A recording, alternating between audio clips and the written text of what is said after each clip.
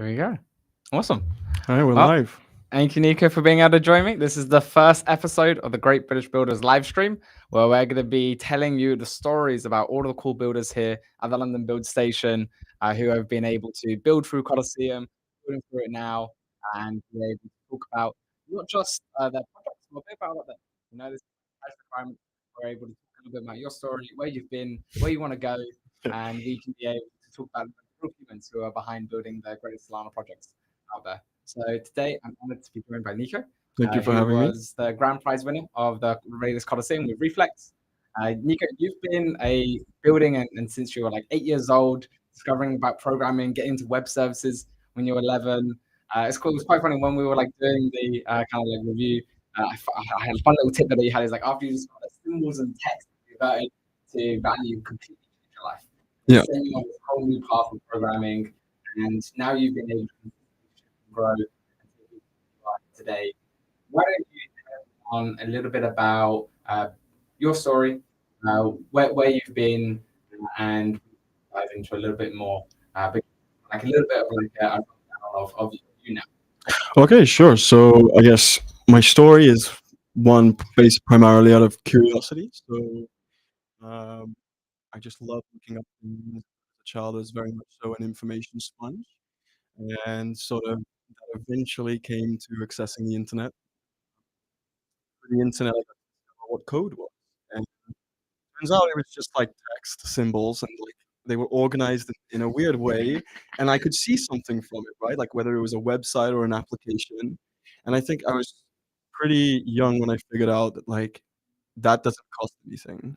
It just takes your time, and you have to kind of understand it. And then like understanding that like almost anyone, it was like democratizing creation. So you don't need resources or materials, you just need time and understanding, and then understanding that from a young age that like you can create almost anything from these things.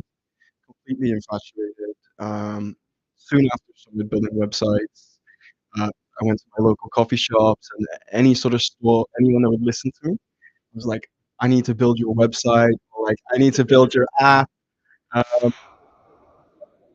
basically, Don't worry, I got you. basically, and then obviously as a kid, it wasn't really much of a business. It was a way for me to like get like yeah, like make some money, like primarily for like Counter Strike skins or whatever.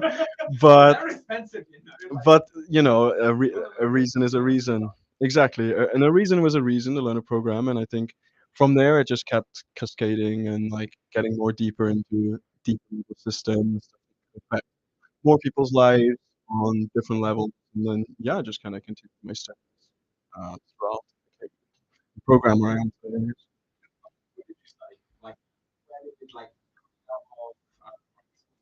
school? Like, what did you?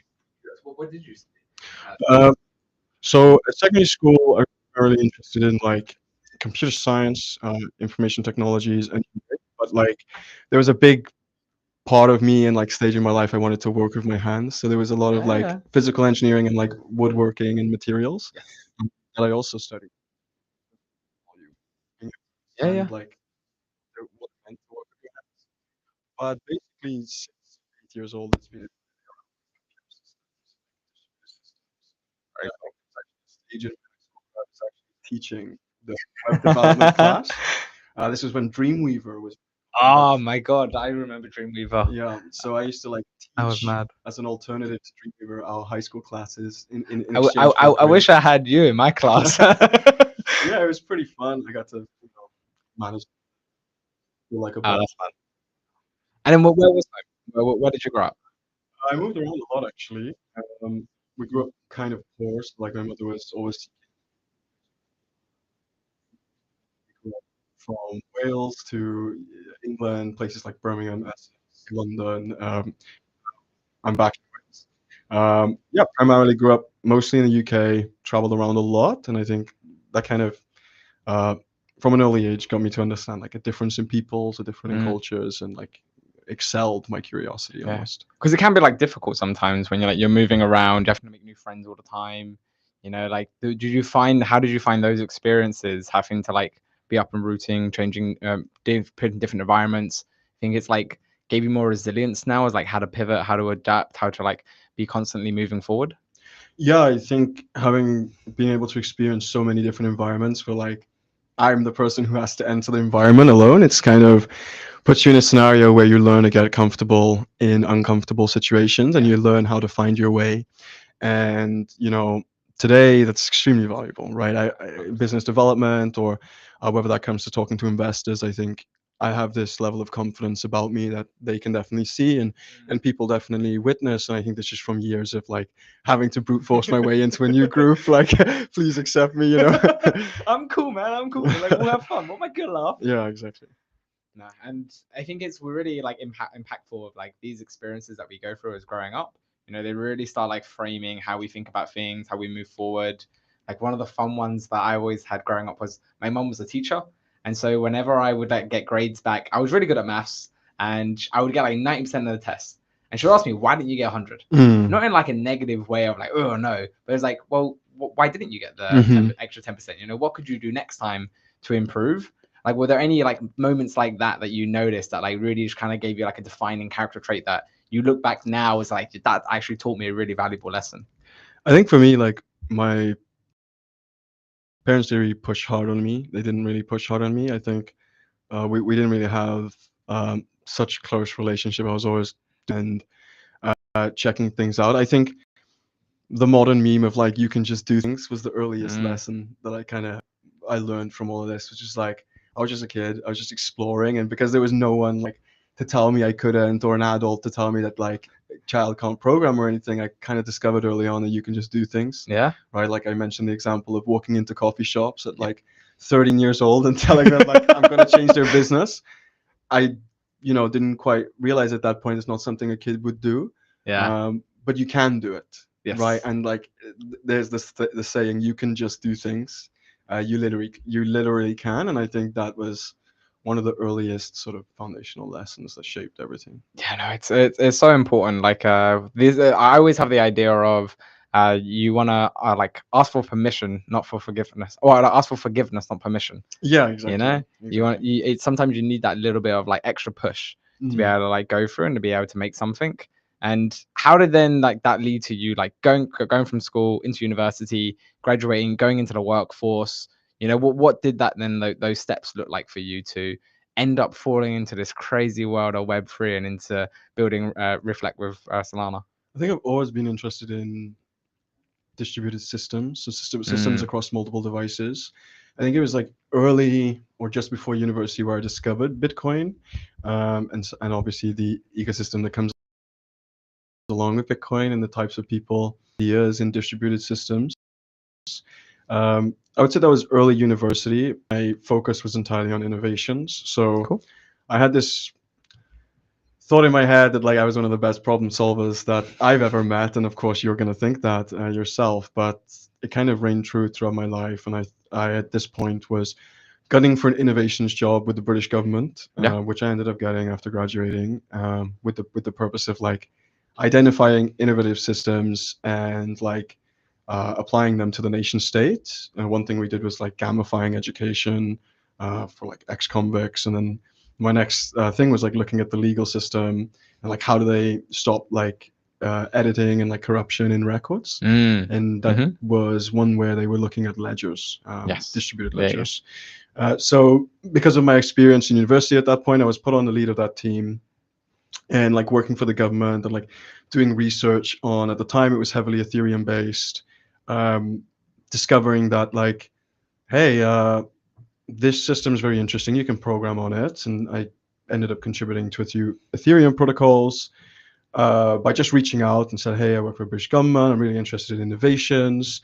It's really interesting to put finance on Ethereum." I'd already been involved in the early stages, but not too much. I then like started to dab in like contributing, Mm-hmm. GitHub contributions, PRs. Um, Over time, my job with the government become more heavy in the distributed system sector, and we actually identified that Ethereum was probably not suitable for a lot of the things that nation states would do, which obviously allowed me to find Solana. So there was this like time where obviously you're not working full time in crypto. you're interested in it, you're finding ways to contribute to different teams who will allow you to contribute, who see the sort of value in your ideas. But it's only sort of when you take the leap, when you jump in full time into your interest, that you sort of realize why you're here, Hmm. right? I think I'm definitely a cypherpunk. I have been since a young age, being ADHD and sort of always being like the class troublemaker in some ways. There's like that kind of comes along. You see it in industry. You meet a lot of people like it um, in this industry. So I think there's a natural gravitation to like anti-authoritarian Yeah, systems, yeah, which is you do like get that. Bitcoin and cryptocurrencies. But then like the second order effects of like the fact that it was programmable, it completely Mm. changed my mindset. And that was like the thing that convinced me to make the jump, which was like you can actually mold these systems in the ways you want them. And at the time, I didn't think they were being molded in the ways I wanted them. And that's when I fully migrated over to starting to build, um, which led me into sort of begging some of my friends at the time, some acquaintances of mine, security auditors from Ethereum, both of them, to follow me to a Solana hackathon. I said, look, there's a new system. I don't know what people are saying on Twitter about it, but all I know is that it's technically really sound Mm. because I've done a lot of research with the government, and let's just go take a look. And in the first hackathon, like Lucas Bruder from Awesome. Jito and like guys and like Which one was that?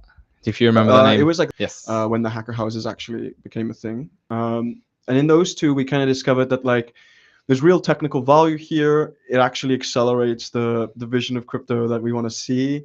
Um, for those like myself who've been a developer in cryptocurrencies for a very long time, it can almost feel like we're not making progress in Mm. industry, especially developing on Ethereum. At the time, it felt like there was no possibility of actually making a breakout. Now it does, and what we're seeing is industry's heavily accelerating. It's only getting more exciting. There's only more builders coming, and yeah, it just reiterates that sort of love thesis for me. Why I fell in love with crypto. Why are we doing what we're doing today? It's it is quite interesting to see those like early points when you get into the ecosystem. You know, talk about meeting like Toli and the judo team and those very early stage like conversations. Like, was there any one that like stuck out to you of like that really conversation sent me on this path? You know, because there's usually a journey to find the product that you're building. So, like, was there any of those early conversations that had that really just like that? You know, like I like this tech because I have this idea of a distributed ledger, but now you're building with stable coins. Now you're really going into the whole DeFi ecosystem. Like, what do you think early on started taking you toward that pathway? Yeah, I think uh, we're 3 years on now, and we're developing stablecoins. When we originally started, we came as like a research house. Mm. We knew we had a lot of like industry experience and expertise, but not actually where it would apply in Solana at that Yeah. point.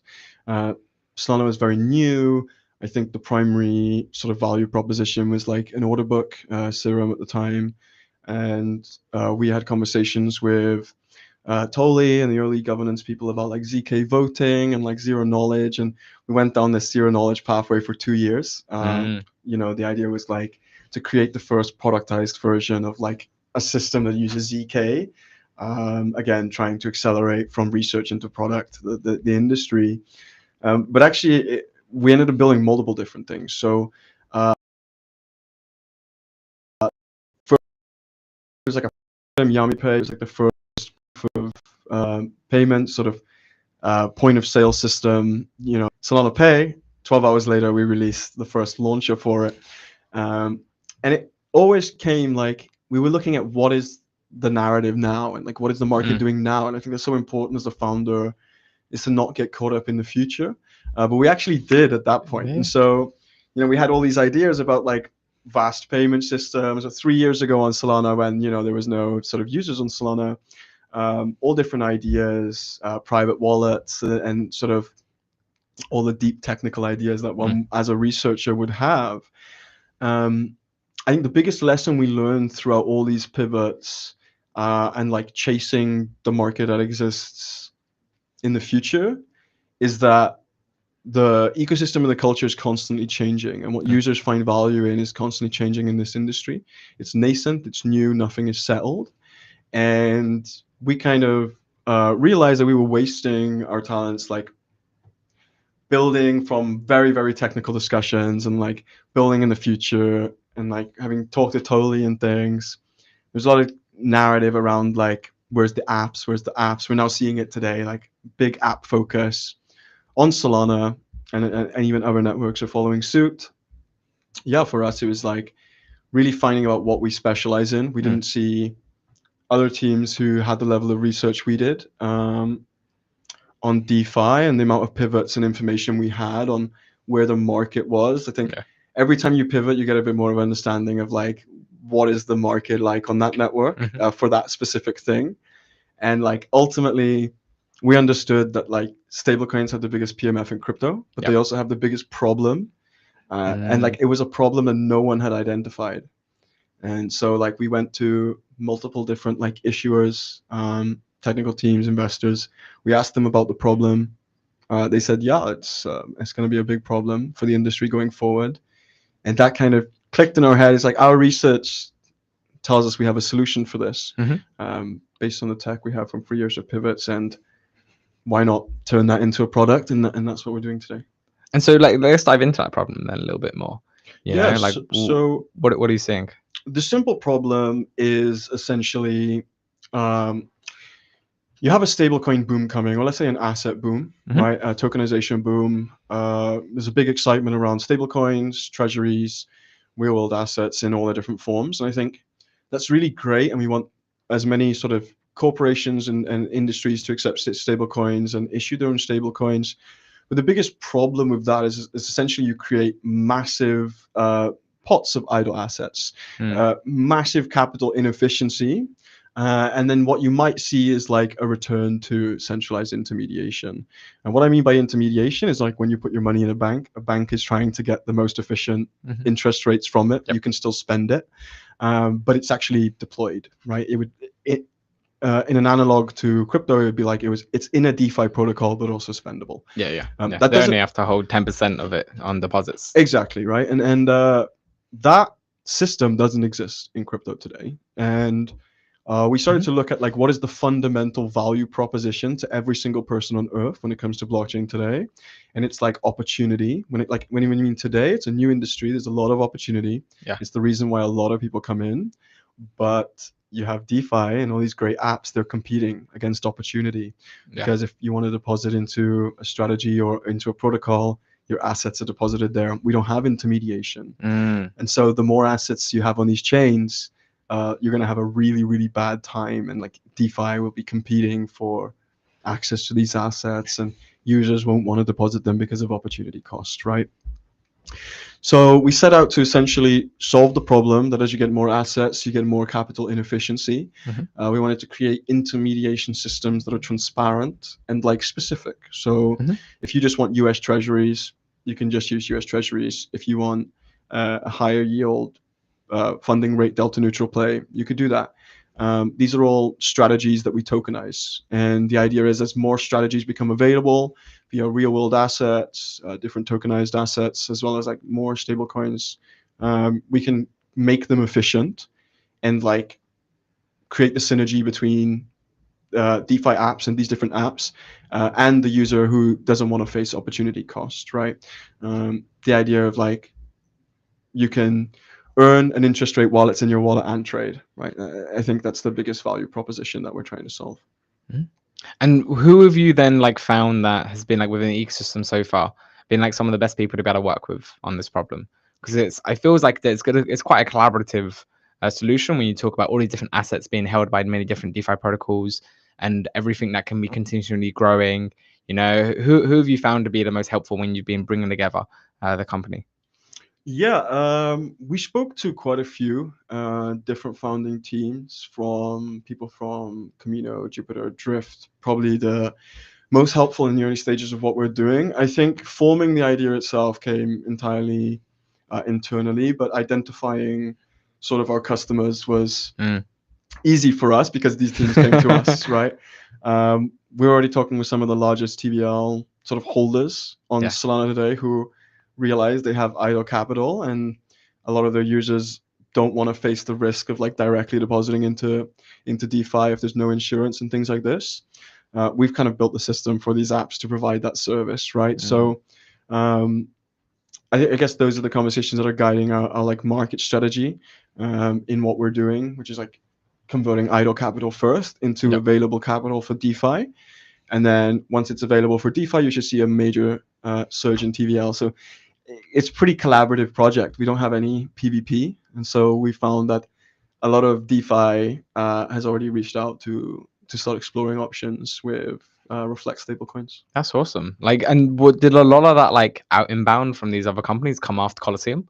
Because you guys were the grand prize winner. That was awesome to be able to see. How was that whole experience for you? I think yes and no. I think we've done a lot of work in the last 3 years just being here, That is very true. meeting these Yeah, teams, yeah. talking to different people. But I think like shippers ship and like researchers research, and I think people have known us mostly for research and like this sort of stuff for the last few years. So definitely winning Colosseum um, as the first sort of major hackathon that we entered really did sort of convert those acquaintances from like knowledge that we researched to like, okay, these guys can also ship. Yeah. And let's potentially explore synergies with them. And so far, it's been really good, but we'd love to explore more as well with sort of everyone on the network. Yeah. Well, if there was somebody that you're not working with yet, they would want to work with. Who is it? Ooh, Call them out. Hopefully, we'll get their attention. definitely squads. Ah, I okay. think Yeah. we've already started conversations with them, but I think like it's a game changer in terms of what they offer and what we offer. And you Yep. combine it, and it creates our perfect vision. Mm. We're seeing Revolut, Monzo, new banks popping up. They're going huge, raising a lot of money, and to build one of those things is very hard, right? Yeah. We allow teams like squads to do the intermediation that a bank would, and allow their users to continue to spend their funds, and the value to someone like squads could be huge, right? It's essentially allowing them to build their own bank. They can offer the different strategies to their users at a fee rate. And so like we've got that collaboration, they can monetize, we grow in TVL, they get more efficiency from the capital within the vaults. Yeah. That's very cool. And like when you talk about even being like that intermissionary, like, do you think there's space where like I'm a Santander, I'm a Barclays, I want to start moving some of the deposits that we have on chain, and I want to start accessing this. Like, would you say that the strategies you could deploy on chain with Flux would compete with what they could currently do on the market within just like the whole like stark contrast between what they can currently do in the Web2 world and then the opportunities that exist now in the Web3 space? I think obviously there's limit of scale, right? Today in the Web3 space, we don't have the capital that like the traditional markets have access to. We're talking about lending, we're talking about cross-border sort of bonds and money markets. So banks have a lot more access to like size, right? The ability to scale up regardless of user deposits. But they don't have like easy access to transparency and verifiability. Yep. Attestations from banks take a long time. Actually, something even similar would be like Athena, right? So they attest every, I think it's every month now, but it started every 4 months. Yep. And so you're actually trusting like a centralized party to get all their accounting together to say the strategy is as so, and this is the profit loss, whatever. So the advantage that we have is sort of as these strategies become apparent, as sort of more TradFi comes on chain, and these strategies get proven out, we can actually build them into like trustless, transparent programs. Users don't have to trust any human. They rebalance it permissionlessly, and so that's the beauty. It's very expensive for someone like a Santander to scale with humans, right? In operating these strategies, it's so expensive. Whereas for a program, it's not expensive at all. And so we do see a world where when there's like trillions of dollars of treasury, like 180 to bendable. I think that's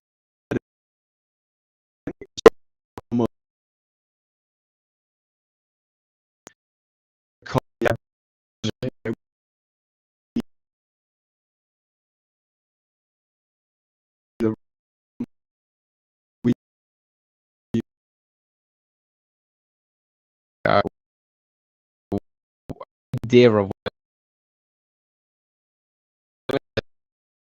a lot of apps.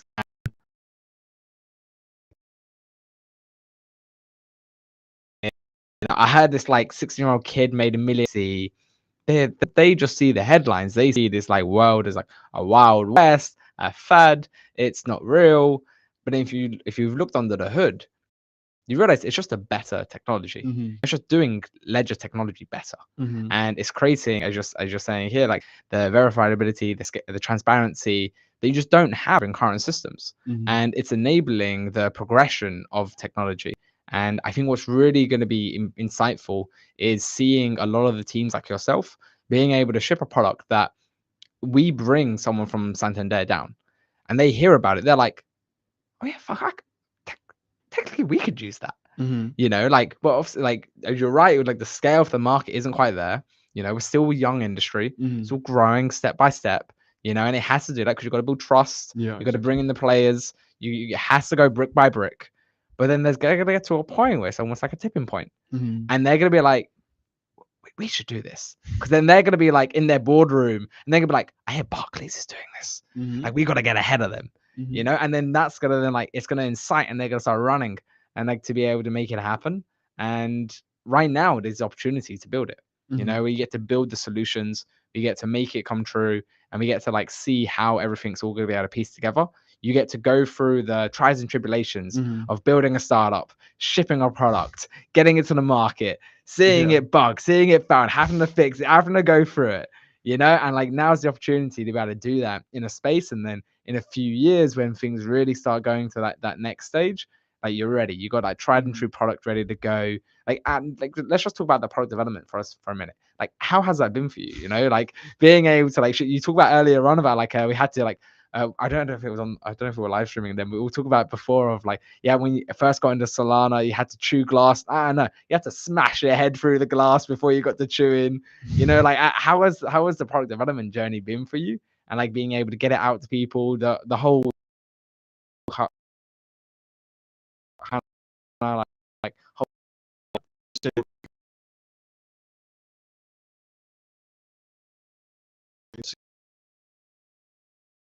Right. yep. Essentially, there is no company left, right? And I think um, that's some of the things that we've taken into account in terms of the development journey.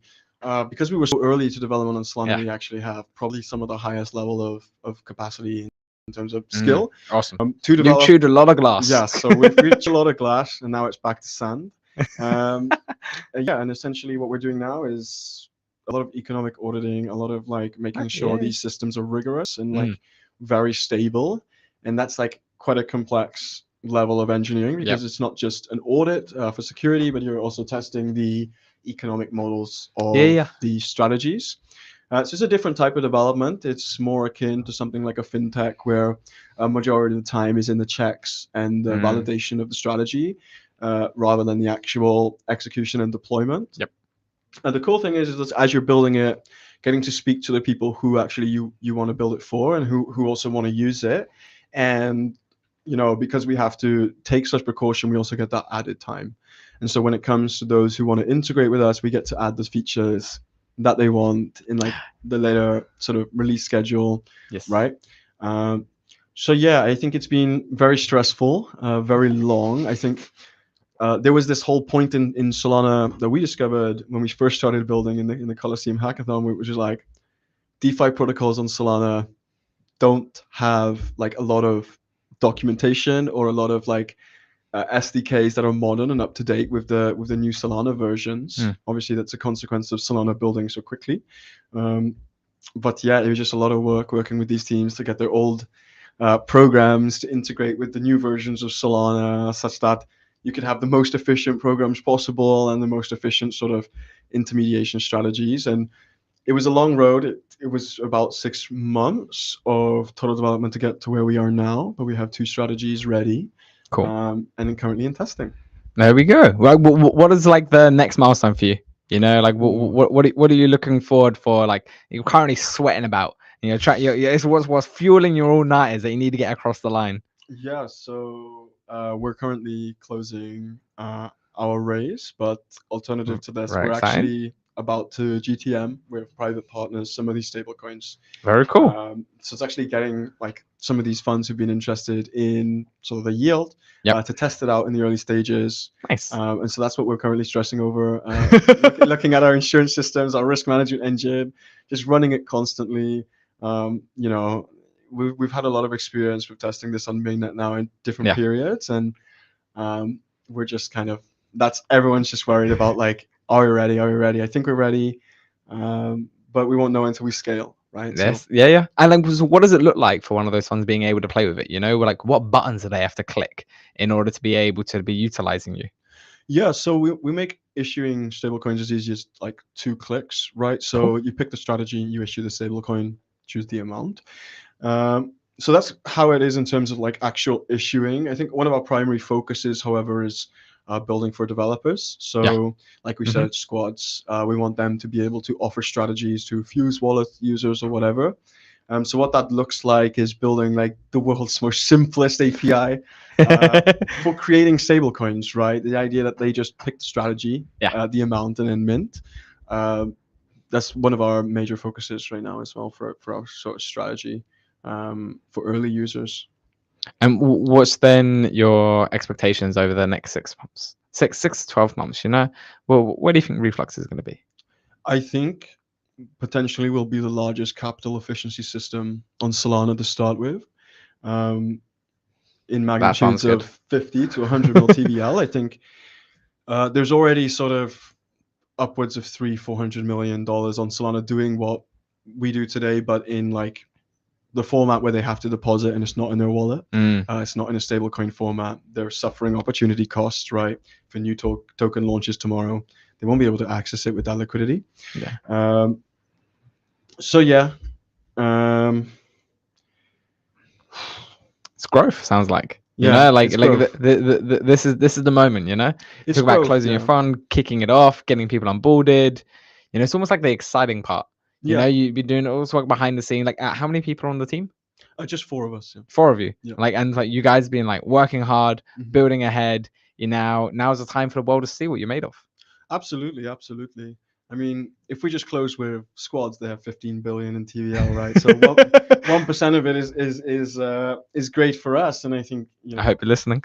users are already using like delta neutral vaults, and they're already using like money markets and treasury Yeah. tokens, but they don't have additional incentives. They don't have the liquid factor, the fact that it's in their wallet, and that's what we have to convince them of, Yeah. and to show them that why would you deposit into the strategy yourself if you can hold it in a stable coin and have insurance, right? Mm. Um, so yeah, if we do that and we do our job well, which I believe we will probably be one of the largest sort of efficiency systems in all of crypto in the next couple of years.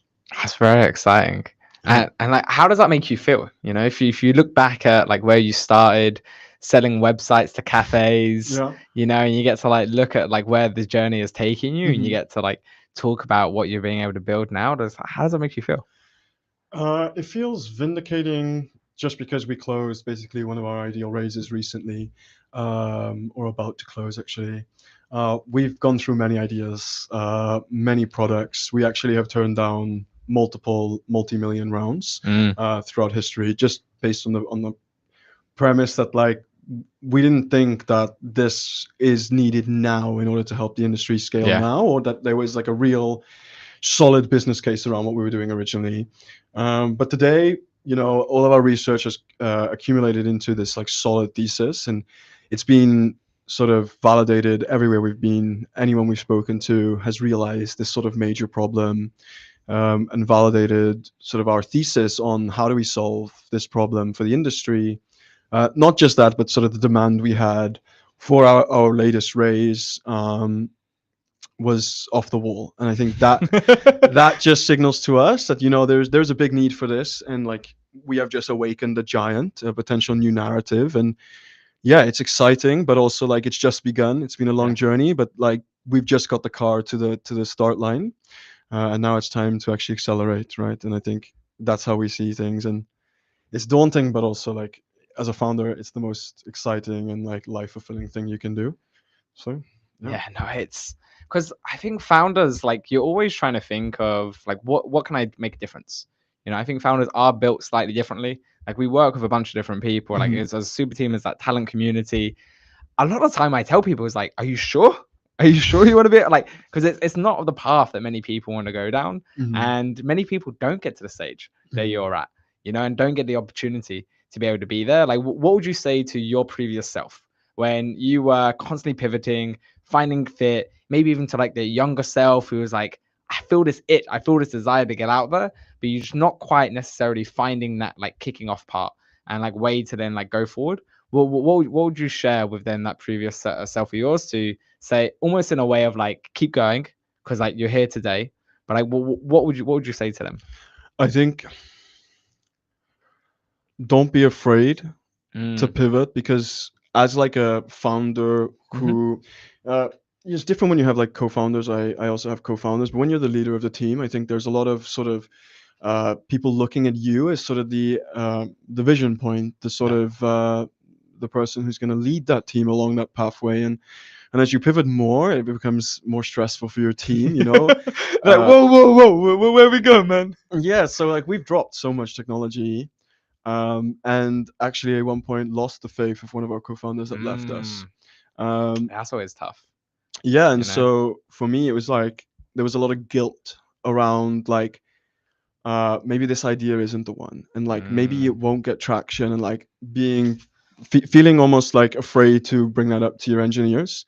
Yeah. And I think one thing that really sort of helped me is like I just surrounded myself with no men, like people who just don't want to agree with anything that you do unless you can kind of prove the principle out. I And don't know that actually. I know of Yes Men, but yeah, but like like No Men is actually, I haven't heard of that one. yeah, the idea was I wanted them to challenge me on everything, Yeah, yeah, and that's good. including pivots, Yep. and it's sort of Everything needs to be justified. exactly. Don't be afraid to have those conversations with your early team because although you are the founder, you are the leader, you're all just as much sort of in it together. Yeah, yeah, yeah. It's all the same amount of time that you're spending Camaraderie. each. Yeah, yeah. Um, it's all a point in your life that you'll probably never get back, you know, every pivot you make, but don't be afraid and don't feel guilty.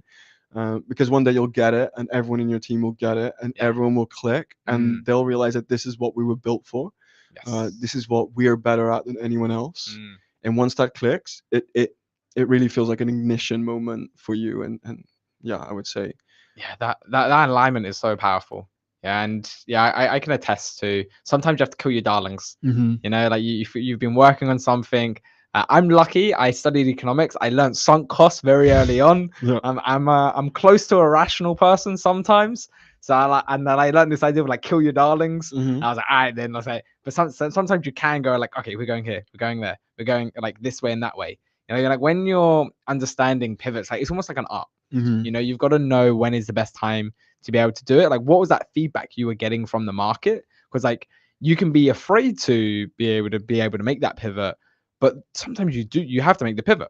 And you're saying before about like having that courage to be able to do it, and having these no men around you who are able to kind of like just you have to justify everything to them. Like, what were the ways that you were able to like really know it's like, all right, no, we have to pivot now. Like that this kind of like what does that evidence look like? Some founders who are listening who may think that they have to pivot but aren't too sure. Like, what is some of the validation that you need to hear or justifications in order to know and trust that okay, cool, this is a pivot. I can uplift my team. I can direct us here. I can have faith in this new direction. What justification did you learn that like you needed to have in order to move the team onward? I think there's a few things here. I can go through them bit by bit, but like one of them is like honesty, right? Like, Mm. Hmm. um, if you're already doing something and like you're failing to capture attention, even if you're like the best at it, Yeah. like there's a lot of programs we built that we felt were the best versions of that program possible. But if you're failing to capture the attention and you personally don't feel connected to the idea in a way that like you feel passionate enough that you can like keep explaining yourself no matter how much the market tells you wrong. I feel like the difference between like a founder and like an idea guy is conviction means Mm. for that idea. Team, we always looked into like what does a life look like where you're building this for 20, 30 years, Hmm. right? And sort of what do you achieve by doing that? And is that something that fulfills you? Yeah. And like we just had these conversations to each of our co-founders. I mean, there was one point when we were doing like technology for NFTs because Solana was only NFTs at the time. Um, and like it didn't make any of us happy. We made some of the best like programs you could possibly use for NFTs, but like it wasn't something that made all of us happy, right? Like Yeah. some of us had been gamers and collectors, right? Like myself from CS:GO and whatever. But not everyone in the team loved that or felt like it was a fulfilling purpose to them. Yep. And there's also like purpose match skill sets. So you might find that everyone in your team loves gaming, but not one of you knows how to develop a game, and so there's no fit there for that team, right? When it comes to like if the idea was a game. And so for us, a lot of the passion came around sort of like programmable infrastructure level financial systems that could like enable other users to build like the applications that we want to see really quickly. Yeah. Uh, Given like we talked about the frustration point of like it's been how many years and there's no apps. Like I wanted something that my mother could use like Yeah. tomorrow, Uh-huh. and know that whatever she's doing is like Good. safe for her. Yeah. Yeah. Okay. Um, and same with my co-founders. I think they wanted to make a difference in like the technical landscape of what's possible. Mm. Today, very few people can build banks or offer like these strategies that are Yes. still spendable, right? The idea of like fractional reserve currency is completely like privatized, and we all came together and we said like in 30 years time, if Revolut, Monzo, and all these different types of apps, all the new ones, are all based on our system, where like the value prop of each company is just what strategies they offer you Hmm. out of the whole bunch of programs that we offer, we would have achieved something massive, like Stripe did for small businesses. Mm. We, Yeah. we, Yeah. we would have enabled like the build your own bank, but for anyone. And so, how does that change like the regulatory landscape? If Yeah. anyone can build a bank and it's already insured and it's already secure, if they don't actually handle the deposits, Yep. what does that look like? If the entire premise of that new bank is just the strategy, and so it came to us that like there's a lot of like deeply technical things that excite us, right? Like how do you ensure the intermediation system for the world and different strategies for that, right? And like still account for like the growth and caps. And so it really just accumulated into like this long form idea that one had product market fit today. Stablecoins probably the biggest product Yeah. in Yeah. crypto, but also solves a problem for the product with product market fit, and also like deeply related to us, right? Like I grew up on the poverty line. Uh, I believe personally it's because of the fractional reserve system has created such a large discrepancy Mm. in like strategy awareness and like having Oh yeah. access to interest rates and like growing up extremely poor. The thing that changed my life was like getting educated on finance and money and what is money and what are these different things. And unfortunately it's very exclusive. Mm. So yeah, I think that's what really aligned us and like why we accepted this pivot, and it really put the fire under all of us. And I think that's what you That's what you need. yeah. Like building a startup isn't easy. Mhm. There's gonna be many times that you don't want to keep going, and like Mhm. you need that story. You need that like mental image of this. This is really connecting to who I am as a person. I Mhm. think we all have this like path that we're on, and Mhm. we're all trying to figure out what that is. And there's a lot of like smoke in the way, and you're just trying to like blow your wind. Like you may be able to find that little gap towards it. Sometimes there's a little lighthouse, a little spark there to kind of gravitate towards it. I call that your curiosity. Like where's that like passion like taking you that Mhm. way you want to go? And it sounds like you guys were initially building for the market. Mhm. You're building what you thought the market wanted rather than building for yourselves Mhm. and being able to create something that I really like that point of like, would we be building this in 20, 30 years? Because that's a very long time. Like most people would think about 3, 5 years, a decade. 2030 is like a very different perspective. Mhm. You really are trying to like shift how you're able to truly understand like, would the market even need this problem Mhm. in that long? Mhm. What will that kind of world look like? And being able to see yourself still at a forefront of innovation with the product that you've been able to create now in those 20, 30 years that you guys would personally be interested in being able to create is very powerful and Mhm. can give you guys that alignment to be able to like ship and be able to turn an idea into something great.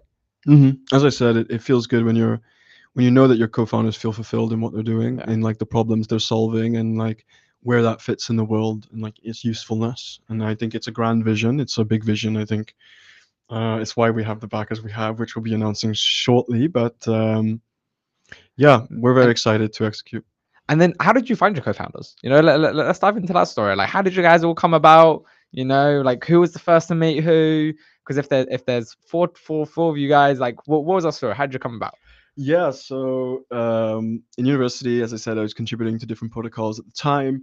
I'd actually been seeking a chance to move away from my government job in innovations, and I had a acquaintance, a friend of a friend, who was working with an audit firm Hmm. who specifically did Ethereum smart contract auditing and consultancy, and uh, we had talked a bit in university, in different house parties and different venues that you go to. Uh, we'd spoken a bit, and there was some overlap there, and we never really had confluence or became close friends. It was only Mm.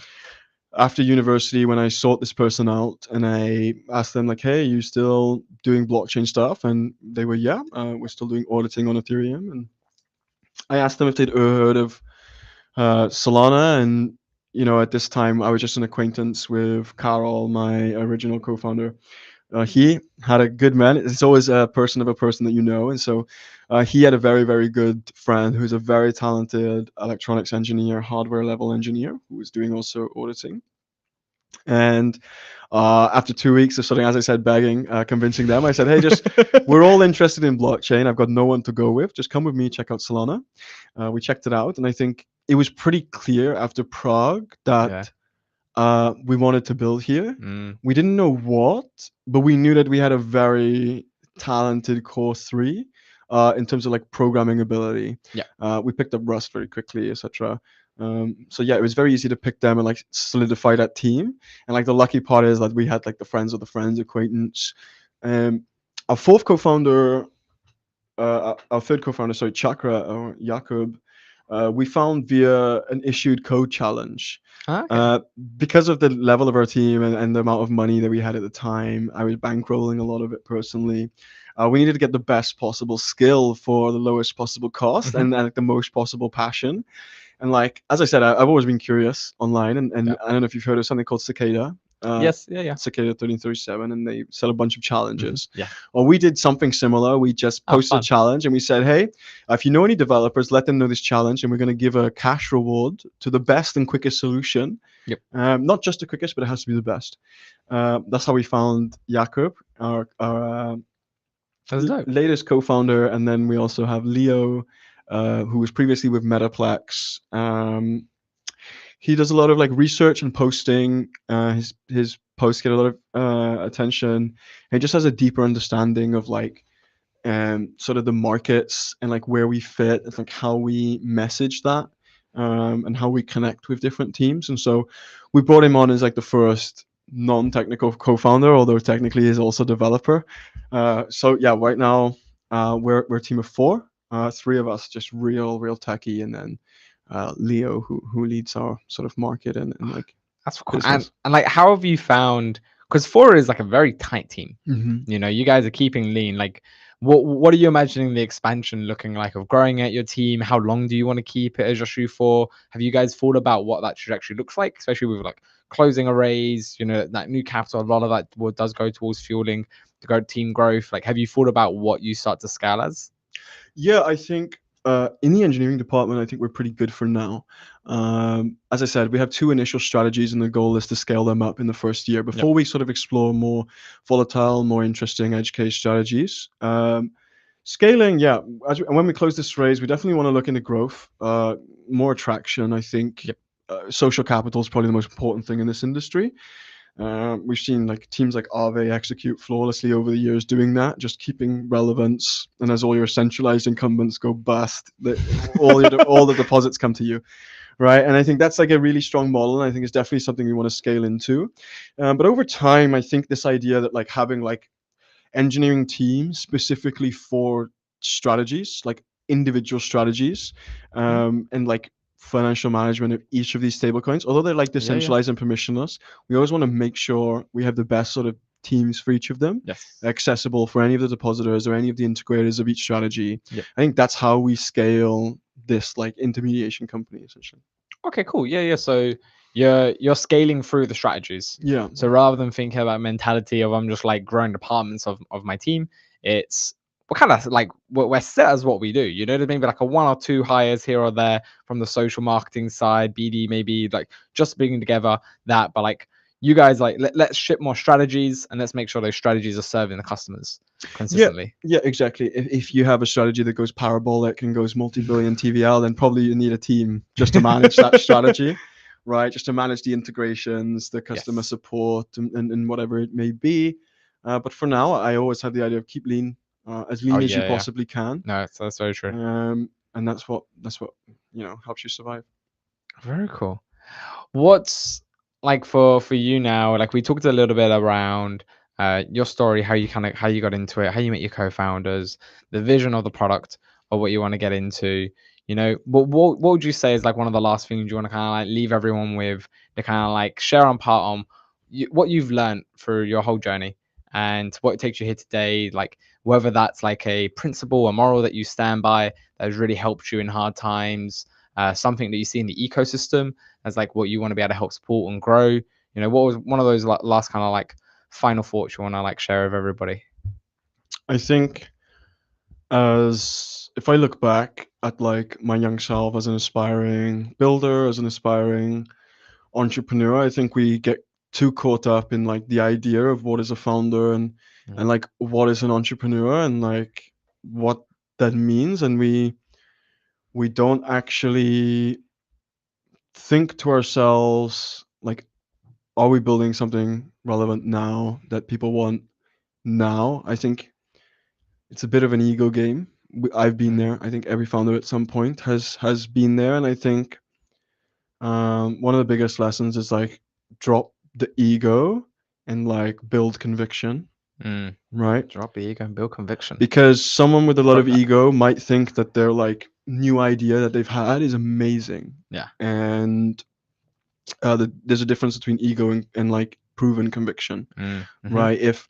If your pivots and your market sentiment and like your feedback from different builders and teams or users has been what's guided you somewhere, and that's proven conviction. But if you kind of just say that, oh, uh, you know, there's going to be a bunch of stable coins, I'm going to build the biggest stablecoin bridge, and my technology is the best. And like, if no one wants a stablecoin bridge in just this example, then what is the point, right? And I think like, yeah, don't get caught up in the idea of being a founder, but build conviction to the point where you have to found what you're thinking about, right? That's awesome.